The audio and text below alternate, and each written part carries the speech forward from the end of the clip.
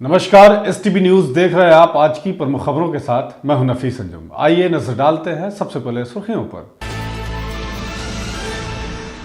सुगौली के मेहुआ सरकारी स्कूल में छात्रों ने स्कूल प्रशासन के खिलाफ जमकर किया हंगामा। सरकारी योजनाओं का समय से लाभ नहीं मिलने के कारण किया गया जमकर विरोध प्रदर्शन। गन्ना उद्योग विभाग के सचिव बी कार्तिकेय ने मझौलिया शुगर इंडस्ट्रीज का किया दौरा। कुल 25 किसानों के बीच वितरण किया गया अनुदानित कृषि यंत्र।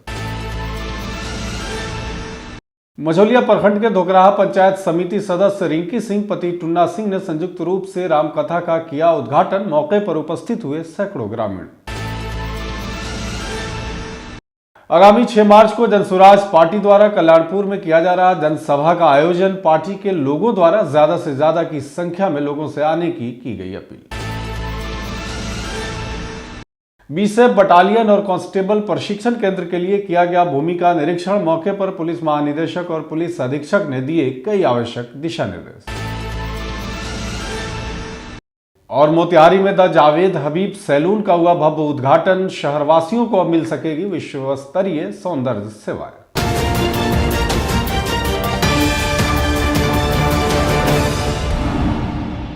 मोतिहारी के सुगौली स्थित उत्क्रमित कन्या मध्य विद्यालय मेहुआ में मंगलवार को छात्रों का गुस्सा फूट पड़ा।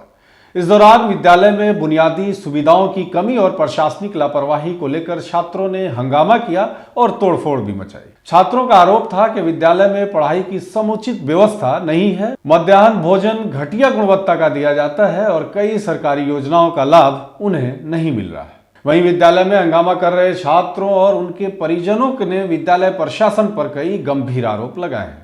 छात्रों के हंगामा की सूचना मिलते ही बड़ी संख्या में ग्रामीण विद्यालय पहुंचे। समाजसेवी पवन चौरसिया ने कहा कि विद्यालय की स्थिति बेहद दयनीय हो चुकी है। विद्यालय में किचन की व्यवस्था भी ठीक नहीं है, जिससे बच्चों के स्वास्थ्य पर असर पड़ रहा है। मौके पर आक्रोशित ग्रामीणों का कहना था कि विद्यालय प्रशासन लापरवाह है और सरकार द्वारा चलाई जा रही योजनाओं का लाभ सही तरीके से छात्रों तक नहीं पहुंचाया जा रहा। अधिकारी निरीक्षण के लिए आते भी हैं तो केवल खाना पूर्ति कर चले जाते हैं। विद्यालय में हंगामा की सूचना मिलते ही स्थानीय पुलिस मौके पर पहुंची और किसी तरह से मामले को शांत करवाया। इसी बीच प्रखंड शिक्षा पदाधिकारी राम विजय यादव भी विद्यालय पहुंचे और स्थिति का जायजा लिया। वहीं बीईओ राम विजय यादव ने कहा कि छात्रों के आरोप गंभीर हैं और इसके लिए दोषियों पर कार्रवाई की जाएगी। पूरे मामले को लेकर विद्यालय के प्रधानाध्यापक से जवाब तलब किया जाएगा। गांव में उत्कृत मध्य विद्यालय कन्या है जी, और यहाँ की समस्या ये है कि बच्चे आज उग्र हुए हैं। उग्र होने का कारण यह है कि स्कूल की दयनीय स्थिति है।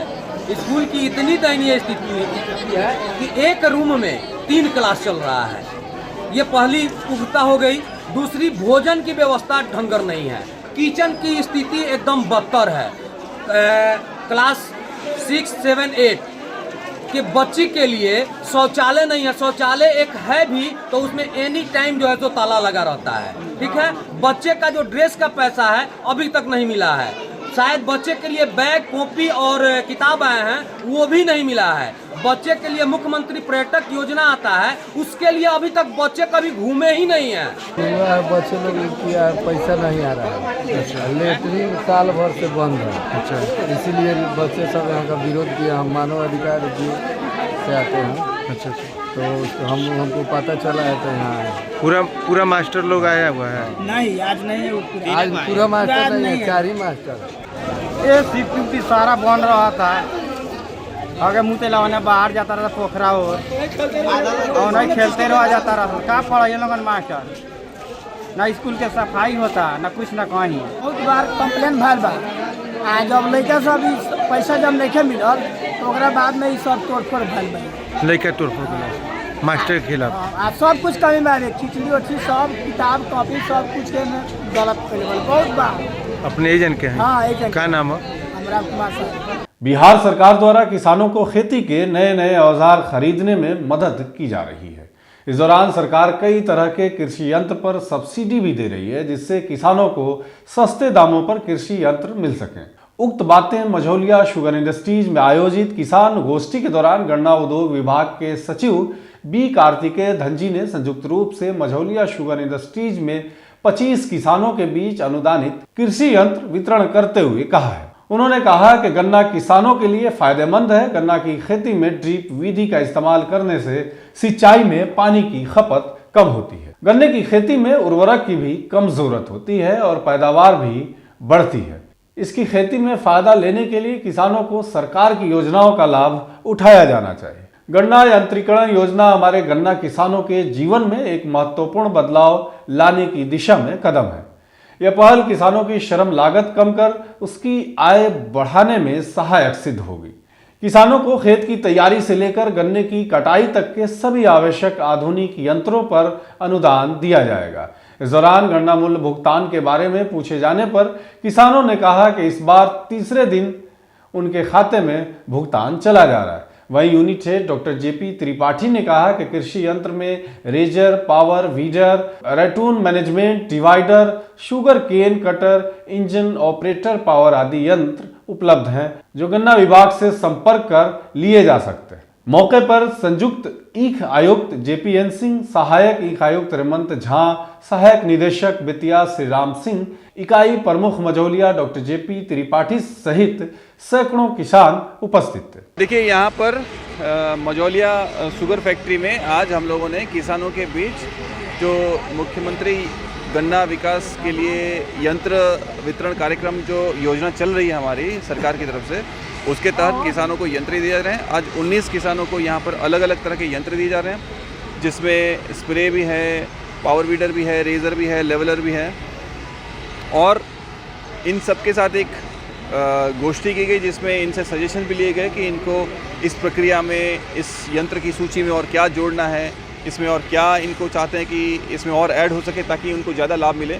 और सरकार का यह उद्देश्य है कि किसानों को ज़्यादा लाभ मिले। उसके लिए किसानों से सीधी बात करके उनके जो सजेशन है उनको सकारात्मक रूप से उसमें इन्वॉल्व किए जाए। कृषकों को कृषि यंत्र, फर्टिलाइज़र, बीज यह देने का एक विभाग की मंशा है ताकि कृषक अधिक से अधिक उत्पादन ले सकें और लाभ ले सकें।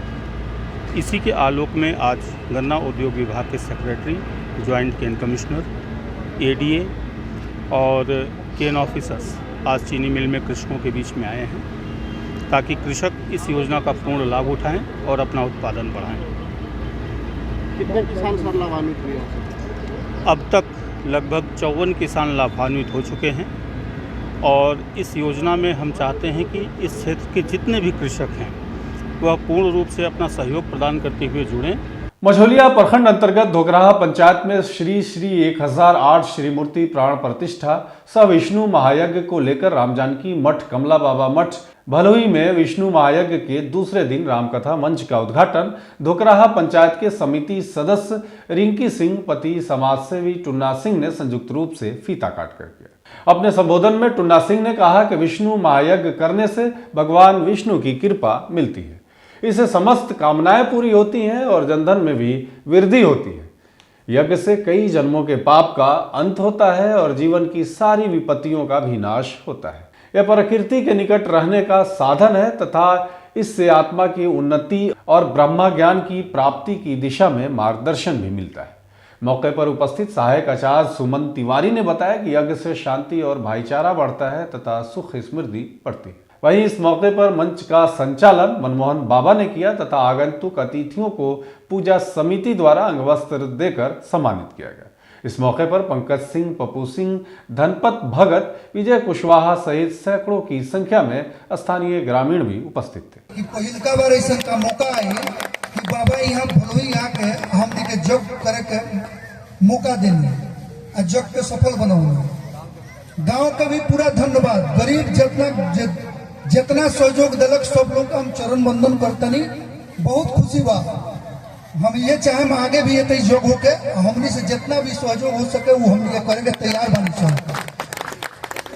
जग समिति के जितना लोग बा, हमारे धनपत जी गार्जियन स्वरूप बानी, रेना जी बानी, भूजन भाई बड़े, हमारे सुभी भाई बानी, गांव के सब लोग, अब सब लोग का हम नाम लिखी दे, सब लोग में सब लोग का हम चरण बंदन करते नहीं। बहुत खुशी बा, जिंदगी के सबसे बड़ा खुशी बा। बिहार में आगामी विधानसभा चुनाव को लेकर राजनीतिक हलचल तेज हो गई है। बता दें कि जनसुराज अभियान के संस्थापक और प्रख्यात चुनावी रणनीतिकार प्रशांत किशोर आगामी 6 मार्च को पूर्वी चंपारण जिले के कल्याणपुर में एक विशाल जनसभा को संबोधित करने वाले हैं।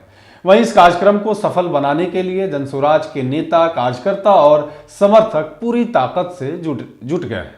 वहीं इस जनसभा को लेकर जिला, अनुमंडल और प्रखंड स्तर पर तैयारियां जोरों पर हैं। इसी कड़ी में कोटवा प्रखंड में जनसुराज के कार्यकर्ताओं ने डॉक्टर मंतोष सहनी के नेतृत्व में एक महत्वपूर्ण बैठक का आयोजन किया है। बैठक में जनसुराज की प्रदेश कार्यकारिणी की महासचिव किशोर कुमार मुन्ना ने कार्यकर्ताओं को संबोधित करते हुए लोगों से अधिक संख्या में कल्याणपुर में होने वाली जनसभा में पहुंचने की अपील की। वहीं बैठक के दौरान महासचिव किशोर कुमार मुन्ना ने कहा कि जनसुराज सत्ता के लिए नहीं बल्कि बिहार में व्याप्त भ्रष्टाचार के खिलाफ लड़ाई लड़ रही है। उन्होंने बताया कि बिहार के विकास और सुशासन की बात करने वाली सरकारें आज तक राज्य को बदहाली से नहीं निकाल पाए। उन्होंने कहा कि जब तक बिहार में प्रशासनिक सुधार, शिक्षा, स्वास्थ्य और रोजगार के अवसरों की स्थिति नहीं सुधरती तब तक उनकी ये लड़ाई जारी रहेगी। इस मौके पर उन्होंने सभी कार्यकर्ताओं से एकजुट होकर अधिक से अधिक संख्या में आगामी 6 मार्च को जनसभा में भाग लेने की अपील की है। जनसुराज के प्रदेश कार्यवाहक समिति के सदस्य डॉक्टर संतोष साहनी ने भी कार्यकर्ताओं को संबोधित किया।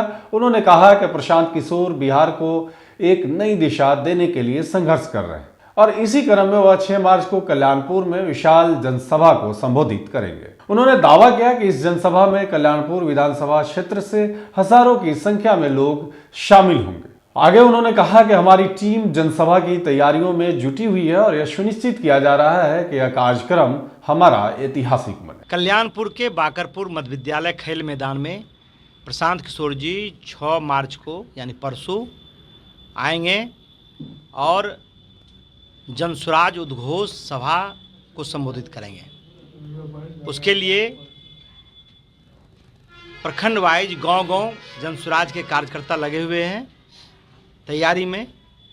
उसी के तहत आज डॉक्टर मंतोष जी के घर पर पूरे प्रखंड के लोगों को बुलाया गया था और इस तरह की छोटी छोटी बैठक हर जगह हो रहा है। लोगों में उत्साह है, लोग बड़े पैमाने पर उसमें जाएंगे। लोगों में उत्साह इसीलिए है कि जो 19 साल से नीतीश कुमार के नेतृत्व में कभी लालटेन पर कभी कमल छाप के सहारे सत्ता में जो रहे हैं और जो लोगों को आशा था कि लोगों का विकास होगा, बिहार का विकास होगा, पलायन रुकेगा, शिक्षा, स्वास्थ्य, सड़क सबका व्यवस्था दुरुस्त होगा, भ्रष्टाचार से मुक्ति मिलेगा, जो लोगों को नहीं मिला उससे लोगों में घोर निराशा है। जनसुराज के प्रणेता और पदयात्रा के सूत्रधार, व्यवस्था परिवर्तन के ध्वजवाहक श्री प्रशांत किशोर जी के अनुमंडल स्तरीय जो आम सभा होनी है कल्याणपुर में, उसको लेकर जनसुराज के जितने समर्थक हैं, जितने पदाधिकारी हैं, पार्टी के जितने लोग हैं, काफ़ी उत्साहित हैं और बड़ी संख्या में एक ऐतिहासिक यह जो है सभा होगी कल्याणपुर की धरती पर और उसकी तैयारी जो है एकदम वार्ड स्तर से जो है हो रही है। हम लोग छोटी छोटी मीटिंग्स लगातार कर रहे हैं। पूर्वी चंपारण जिले के मुफस्सिल थाना क्षेत्र के दकहा गांव में बीएसएफ बटालियन और कांस्टेबल प्रशिक्षण केंद्र की स्थापना को लेकर भूमि निरीक्षण किया गया है। इस अवसर पर पुलिस महानिदेशक और पुलिस अधीक्षक मोतिहारी की उपस्थिति में पुलिस उप निरीक्षक द्वारा विस्तृत रूप से निरीक्षण किया गया। वहीं निरीक्षण के दौरान पुलिस अधिकारियों ने स्थल का गहन अध्ययन किया और आवश्यक दिशा निर्देश जारी किए गए। अधिकारियों ने कहा कि यह केंद्र बिहार पुलिस के प्रशिक्षण और सुरक्षा व्यवस्थाओं को सुदृढ़ करने में महत्वपूर्ण भूमिका निभाएगी। साथ ही इससे जिले में पुलिस बल की क्षमता और दक्षता में भी वृद्धि होगी। पुलिस महानिदेशक ने कहा कि यह प्रशिक्षण केंद्र बिहार पुलिस के लिए एक मील का पत्थर साबित होगा। उन्होंने भूमि के समतलीकरण, भवन निर्माण, जल निकासी व्यवस्था, सड़क संपर्क और अन्य आवश्यक संरचनाओं के बारे में अधिकारियों से विस्तृत चर्चा की। साथ ही उन्होंने निर्माण कार्यों को समयबद्ध तरीके से पूरा करने का निर्देश दिया है।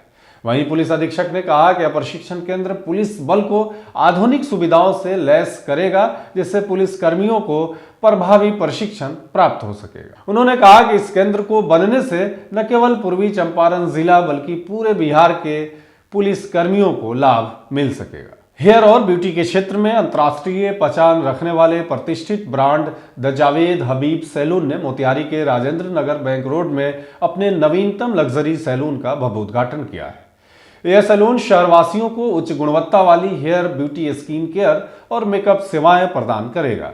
उद्घाटन समारोह में शहर के कई गणमान्य लोग उपस्थित हुए और कार्यक्रम को भव्यता प्रदान की। इस मौके पर मोतिहारी की मेयर प्रीति कुमारी, विश्व प्रसिद्ध हेयर एक्सपर्ट जावेद हबीब, मास्टर फ्रेंचाइजी बिहार अरविंद कुमार एवं फ्रेंचाइजी ऑनर मुक्ति लश्कर ने संयुक्त रूप से फीता काटकर एवं दीप प्रज्वलित कर इसका शुभारंभ किया है। इस दौरान अतिथियों ने इस सैलून के महत्व और इसके द्वारा प्रदान की जाने वाली सेवाओं के बारे में चर्चा की। मौके पर उपस्थित प्रसिद्ध हेयर एक्सपर्ट जावेद हबीब ने बालों की देखभाल से संबंधित महत्वपूर्ण सुझाव भी दिए हैं। उन्होंने कहा कि सर्दी के मौसम में बालों और त्वचा की विशेष देखभाल की जरूरत होती है।